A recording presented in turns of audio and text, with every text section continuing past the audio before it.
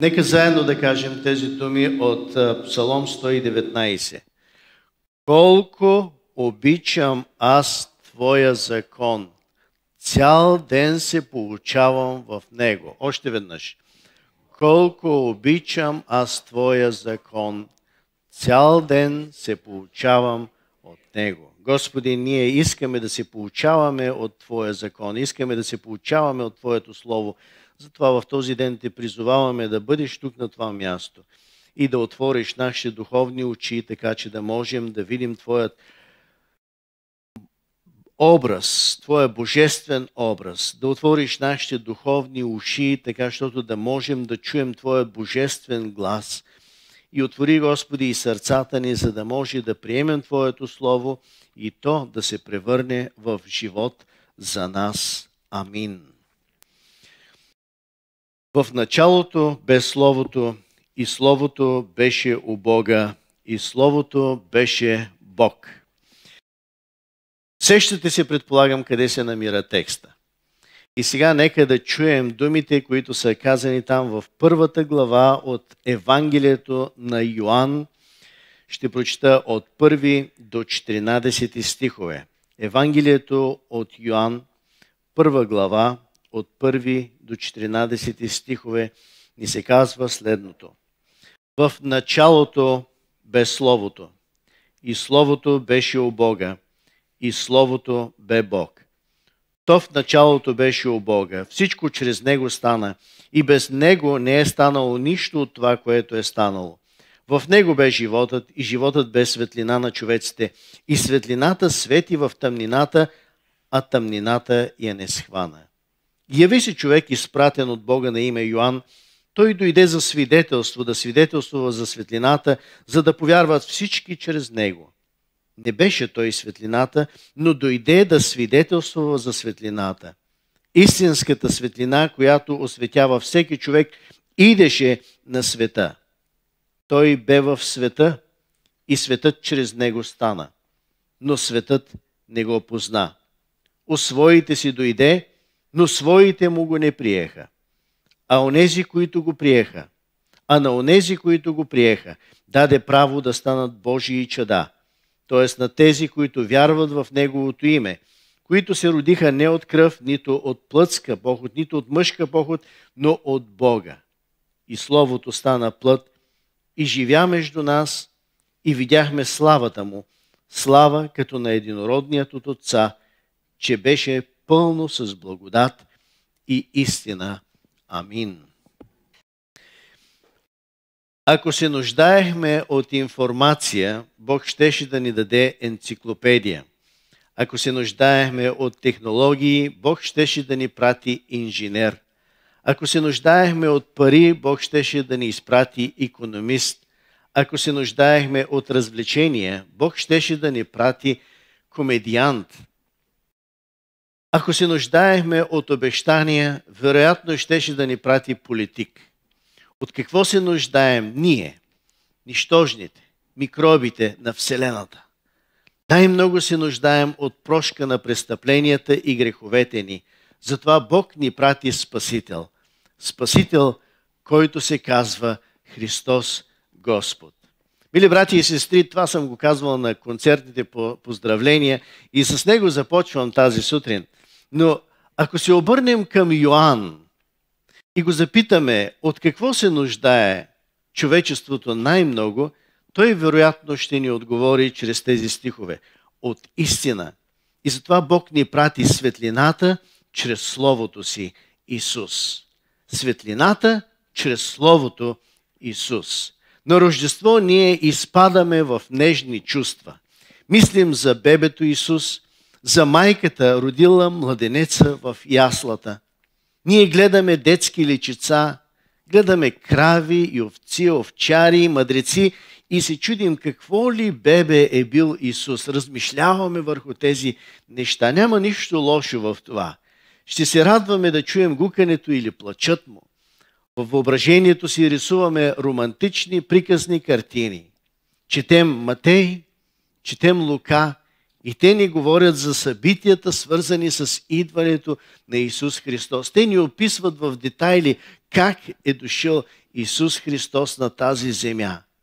Там намираме всичко необходимо, за да се запълнят тези романтични картини в нашите умове. Но обръщаме страниците на евангелист Йоан и четем нещо различно там. В началото беше, казва Йоан. Какво беше? Не четем Битие 1 глава. Пак се говори за началото на материалния свят, пак се говори за сътворението, но новина има различна тук. Нова светлина ни се представя, в нова светлина сътворението. Старият равин тук ще каже, евреинът ще се обърне с насмешка към нас и ще каже, не може да се каже, че Словото е било в началото. Битие ясно казва, че в началото беше Бог. Какво е това слово Логос, за което казва Йоан, че е било в началото? Някой беше казал, че ако се докаже, че един от евангелистите, писатели е бил под влияние някакво на наркотик или на алкохол, тогава ще гласувам, казал той, за Йоан. Той сякаш не е от този свят, Йоан. Този евангелист е специален сякаш. Той сякаш все гледа да види какво стои зад реалните неща, зад видимото. Имаме чувството, че откровението на Йоан започва още от първите редове на Евангелието от Йоан. Та той не беше ли чувал историята на Мария? Не знаеше ли как е роден Исус? Не знаеше ли за девственото зачатие? Нали при смъртта си Исус му предаде майка си, Мария, на него и тя стана като негова майка. Той се грижише за нея до края на живота й. Вероятно Йоан можеше да разкаже най-много детайли около раждането на Исус. Вероятно с часове те са стояли и са разговаряли и той отново и отново е питал Мария как стана това. Какви бяха събитията, свързани с раждането на Спасителя. И тя му е разказвала отново и отново старата повест. Но не, Йоан виждаше оттатък Витлеем. Йоан се взираше и виждаше оттатък обора, яслата, овчарите, мъдреците. Йоан се вглеждаше и се опитваше да види дори оттатък ангелския хор, който се появи на овчарите. Погледа на Йоан търсеше, за да види нещо важно, за което ние сме мислили в последните месеци на следобедните ни служби. Йоан търсеше какво Бог прави. Онези, които идват на тези служби, знаят, че Бог работи. Ние си напомняме тази истина и търсим да се научим как да виждаме Божиите дела около нас. Да имаме очи, с които да можем да виждаме какво Бог прави около теб и около мен, около нас в обществото ни. Ние сме най-често загледани в краката си, най-често сме загледани в земята, в материалните неща и това често ни пречи да можем да видим, с очите си да видим Божиите дела около нас. Веднъж проповядвах за дъгата. Когато мислим за дъгата, ние винаги си я представяме като един полукръг. След една такава проповед дойде един пилот при мене и ми каза: знаеш ли, че отгоре, когато видиш дъгата, тя е кръгла. Тя не е полукръг, тя е цял кръг. И аз чак тогава разбрах защо Езекил вижда дъгата като кръг. Да видиш нещата с божествения поглед не е съвсем трудно за нас. Ако искаме от Бога, тогава Той ще ни помогне да видим повече, отколкото нормалният човешки взор вижда. Той ще ни отвори очите, за да видим Неговите дела, които извършва около нас. Мили брати и сестри, нека това да е молитвата ни и в този ден. Да не би лутаницата около празниците да замъгли очите ни и ние да не можем да видим онова, което Бог върши. Нека да искаме от Него Той да ни отправи вниманието към онези неща, които са важни за нас, които ще ни помогнат да разберем какво прави Той. Да видиш невидимото. Много невярващи, за да видят невидимото, се обръщат към врачки, гледачки, обръщат кафета, карти редят, боб хвърлят и какво ли още не, само и само да могат да видят в бъдещето. Бог не одобрява това. Искам да го заявя и всеки един да знае, че Бог не одобрява този начин на вглеждане в бъдещето. Защо ли? Защото дявола също се занимава с тези неща. И той би желал от все сърце да отклони умът ти от Бога и от желанието ти да видиш онова, което Бог върши, за да го отправи към неща, които той върши. Дявола върши. Той има за цел да те притеснява и по всякакъв начин да насочва вниманието ти към всичко друго, не и към Бога. И не забравяйте, че той е лъжец. И няма да се поколебае. Няма да се замисли два пъти преди да те излъже. Защото той умее да лъже и той обича да лъже. Така че ти можеш лесно да бъдеш излъган. Затова Бог не иска ние да се занимаваме с тези неща. Ако искаш да видиш невидимото, обърни се към Бога и искай Той да ти покаже истината, да ти покаже нещата от Негова гледна точка. Тогава няма да се страхуваш дали това, което виждаш, е истина или не. И аз съм го изпитал в живота си това нещо, когато поставям живота си в ръката на Бога, когато поискам от Него Той да ми посочи какво да направя, тогава наистина нямам страх в себе си, че правя нещо, което е грешно. Че опита ми, че тръгването ми, че началото ми е грешно и ще сбъркам. Не. Дори и след това неща да се объркват, аз съм бил винаги сигурен, че това е Божията воля и аз съм на правия път. Искаш ли да видиш невидимото? Обърни се към Бога и искай Той да ти покаже истината, да ти покаже нещата такива, каквито Той ги вижда. И тук идваме до интересен въпрос. Какво видя Йоан от татък видимата и известна история на Рождеството? Ето няколко неща, които можем да разчетем в тези малко повече от дузина стихове. Нека ви кажа преди това, че томове могат да се напишат въз основа на това, което Йоан вижда и споделя в тези начални фрази на своето Евангелие. Първото, което можем да видим, е, че началото не беше във Витлеем. От 1 до 3 стихове ни се казва: в началото бе Словото, и Словото беше у Бога, и Словото бе Бог. То в началото беше у Бога, всичко чрез Него стана и без Него не стана нищо от това, което е станало. Философски думи, философски мисли. Йоан недвусмислено заявява на нас и на целия свят: роденият в Витлеем не е от Витлеем. Не си хабете силите да доказвате, че той е един обикновен, добър човек. Че е само един успешен еврейски рави с по-силна вяра. Че е някакво холограмно изображение, което не е реално. Преди време разговарях с един технически гений. Човек, който разбираше от техника и компютри, но понеже не беше оценен, живееше в своя малък свят, очертан от един гараж. Разговаряхме за Троицата и той сякаш изведнъж събудил се от сън, с блеснали очи ми каза: Троицата може да се разбере така. Отец е енергията, Сина е информацията, а Духа е комуникацията. Трябваше ми доста време да мисля върху това. Тези трите са безсмислени едно без друго.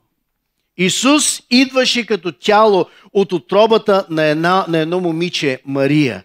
Но в неговото тяло беше поставено Словото на самия всемогъщ Отец.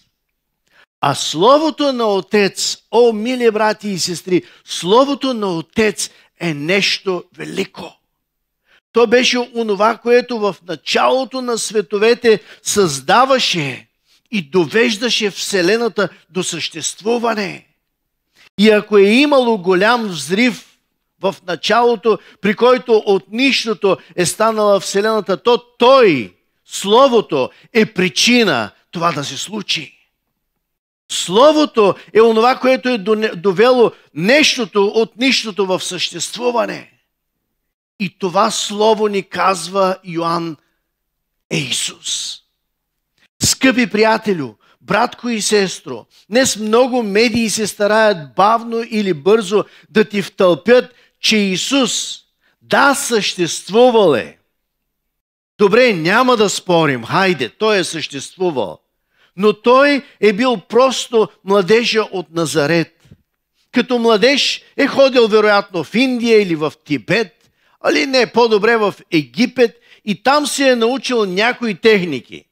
Техники да изцелява, техники да укротява бури, техники да възкресява мъртви. Ние се смеем на това, нали? А колко повече да прощава грехове. След това дошъл в Палестина и започнал да практикува и станал известен. Ето това е, което се котира днес по медиите и постепенно се мъчат да ни го втълпят в умовете. Дори казват, че се бил влюбил в Мария Магдалена и даже оставил потомство. Всичко това е за да прокарат съмнение в ума на онзи, който все още се колебае дали да приеме Исус като свой Господ и Спасител. С тези лъжи Сатана се опитва да проникне в онези сърца, които може дори да са го приели като Господ, но не са имали още нещо важно – живата връзка с Него. Живия контакт с Исус, за да вярват без капка колебание, че Той е реален, че Той е жив и не е измислица. Гледах как на една лекция на известния атеист Ричард Доукинс един вярващ стана и зададе простичкия въпрос.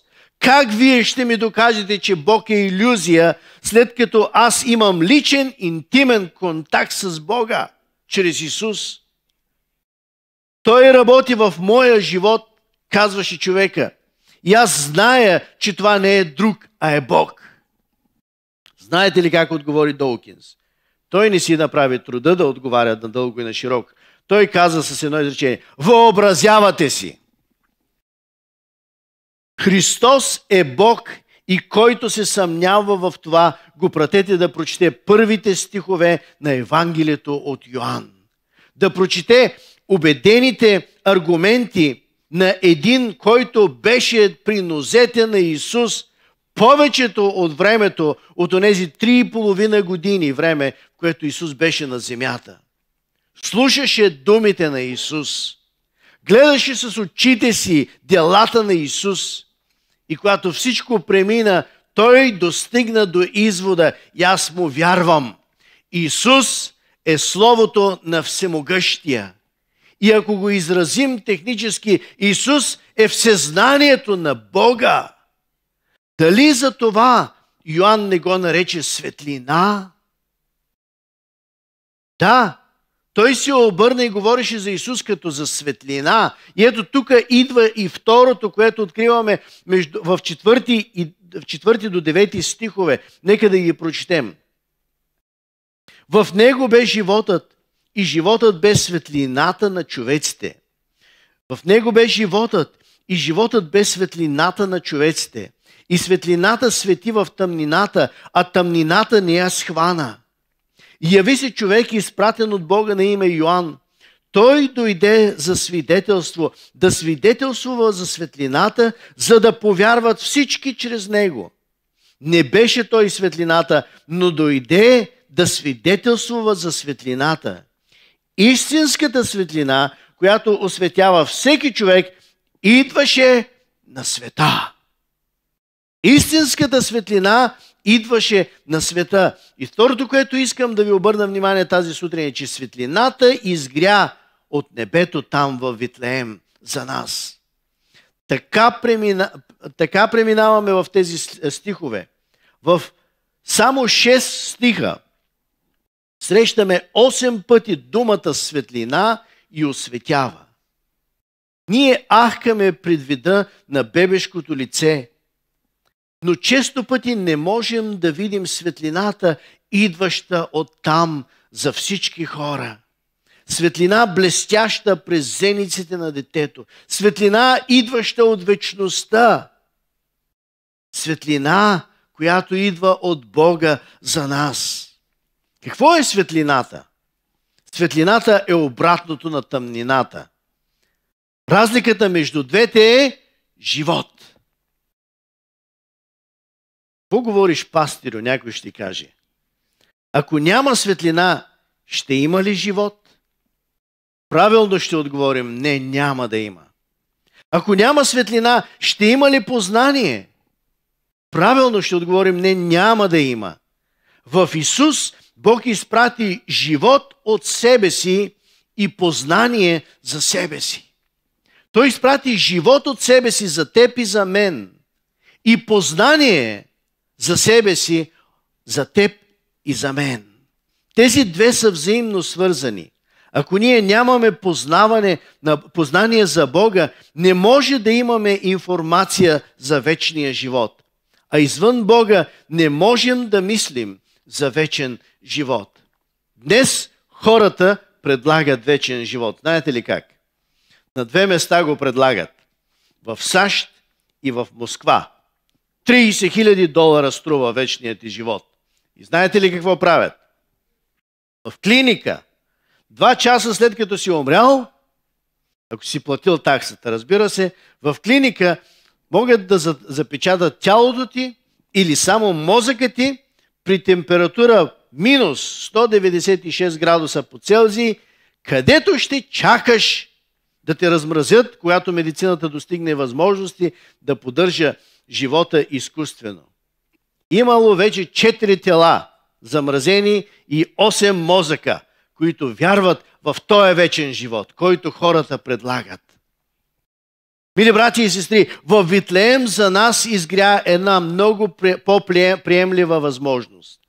Извора на живота с непресъхваща енергия ни беше изпратен в Исус от Бога. Светлина, носеща познание за самия Бог и реална възможност да получим, ти и аз, да получим вечен живот. И то не срещу 30 хиляди, не срещу 10 хиляди, не срещу $10 дори. То е дар от Бога за всеки един от нас. Трябва да ви кажа, че ако отворите електронна Библия, ако имате в компютъра си електронна Библия и напишете там в търсачката вечен живот, в Библията ще ви излязат 41 места, където е споменат вечния живот. Знаете ли, само едно от тях е в Стария Завет. 40 са част от Новия Завет. Новия Завет говори много и разнообразно и обяснява вечния живот. Защо? Защото Исус е там и Той е този, чрез който ние можем да разберем как да получим вечен живот, какво е вечният живот и кога ще го наследим. Докато не дойде Исус, хората нямаха ясна идея за вечния живот. Днес обаче ние сме без извинение, ако не зачитаме Бога или ако не вярваме в вечния живот. Евреи 1 глава 3 стих казва: който, бидейки сияние, Исус, бидейки сияние на Неговата слава и отпечатък на Неговото същество и държейки всичко чрез своето могъщо слово. Чувате ли? Държейки всичко чрез своето могъщо слово, след като извърши чрез себе си очистване на греховете, седна отдясно на величието на високо. Тук ще спрем, за да има време да мислим върху чудото. Следващата седмица ще продължим, защото вестта, която стои зад Рождество, според Йоан, не е романтична.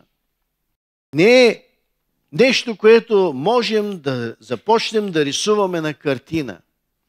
Тази история, която Йоан ни разказва за Рождество, е една изключително прозрителна и дълбока история. Нещо, върху което ние можем да мислим безкрайно. Изключително важна за всяко живо човешко същество. Ние сме привилегировани да имаме в ръцете си това откровение, което ни е дадено от Йоан в неговото Евангелие. И с Божията помощ следващата неделя ще чуем за светлината, за ума и сърцето на човека. Светлина, която е за ума и за сърцето на човека. Или защо бебе, защо Витлеем, обор и ясла? Каква беше идеята на Бог в това да изпрати Исус и какво означава да приемем Исус? Другата неделя ще мислим върху това, че светлината, както се изрази Йоан, опъна палатката си на земята. Какво означава това да пребивава? Ако аз дойда да живея у вас, но дойда и построя къща в двора ви, вие разбирате, че моите намерения са повече от това да бъда близо до вас. Сигурен съм, че няма да ви е приятно това нещо. Колкото и да съм добър, колкото и да съм полезен или приятен. Но ако дойда и опъна палатка в двора ви, тогава вие ще се досетите, че аз искам да общувам с вас. Аз искам да вляза, да вечерям с вас, да бъда на масата ви, да бъда близо до вас, но не да ви завземам територията. Какво означава това да пребъдва с нас? Моят призив към всеки от нас тази сутрин е следния. Ако вървиш с затворени очи в светлината, тогава не се сърди на никой, че често ходиш с синини под очите, или ръката ти е счупена, или се чувстваш ударен. Ти си виновен за състоянието си. Призива ми е: отвори очите си, скъпи приятелю, отвори очите си. Светло е. О, ние сме привилегировани да живеем в светлината на Божието Слово днес. Защото имаме роденият Исус, защото имаме Неговият пример. Отвори очите си. Той ти предлага великолепни неща. Той ти предлага познание за Бога. Той ти предлага вечен живот. Отвори очите си. Можеш да се увериш, че има Бог. Можеш да се увериш, че Той те обича безкрайно. Обичате, защото ти се открива чрез дошлият Исус. Това е израза на Неговата любов. Открива ти се и ти дава достъп до своето познание. Познание, което е скрито от много хора.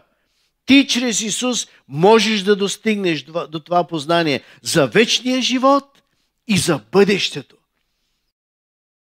Няма да живееш в незнание за бъдещето. Няма да живееш в неведение какво ли ще се случи, а ще си наясно и ще си наясно благодарение на това, което имаме в Исус. Отвори очите си. Как да ги отворя? Като отвориш Словото Божие. Чети ненаситно. Чети с химикал и с тетрадка. Павел каза на Тимотей следните думи.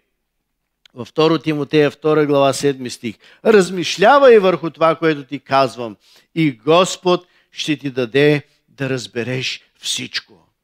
Аз искам, излизайки от тези думи, да ти кажа следното. Чети и размишлявай върху това, което Словото ти казва, и Господ ще ти даде да разбереш всичко. Днес има опасно много помощни материали. Аз не съм против тях.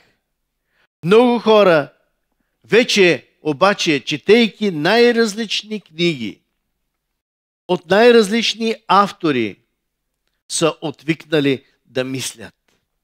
Чети литература, но не дей да я четеш с затворена Библия. Не дей да оставяш Библията си затворена, за да четеш другата литература. Защото Библията ти е логоса, изпратен от Отец за теб.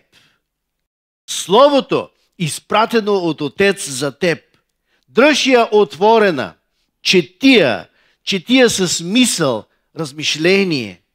Само чрез логоса можеш да достигнеш до познаване на Бога, защото тогава Святия Дух ти говори и ти отваря очите. В логоса, в Словото на Бога, в Исус е ключа за разбиране на вечните истини. Там е разковничето да разбереш вечността, да разбереш Бога по най-добрия начин. Тази седмица аз те призовавам, отвори Словото повече, отколкото го правиш при нормални, при други условия и чети с молитва. Ще видиш колко много нови неща ще ти бъдат открити. Колко много нови неща ще се изяснят в умът ти и в сърцето ти. Отвори страниците му с разбирането и съзнанието, че това е Божия премъдрост за нас, хората. Че ти с разбирането, че в ръцете си държиш Исус. Словото е в ръцете ти. Помоли го да ти говори и той, той възторжено ще го направи за тебе в тези дни. Така, заедно с романтиката на Рождество, заедно с приказните неща, на които се радваме на Рождество, ти ще можеш да изживееш и мистиката на това събитие. Истинската светлина, която осветява всеки човек, идеше на света. А днес ние можем да кажем, тази истинска светлина дойде на света. Тази истинска светлина дойде и в моето сърце. И аз искам да те попитам, тази истинска светлина дошла ли е в твоето сърце? Разбрал ли си я? Докоснал ли си се до нея? Но твоят ум схваща ли факта, че този живот не е всичко и че този живот е едно прелюдие, едно въведение към истинския живот, който Бог е приготвил за теб и за мен. И ние, живеейки на тази земя, се подготвяме именно за истинския живот, който идва от Бога и който ти и аз наследяваме именно чрез познаването на Исус Христос и вярата си в Него.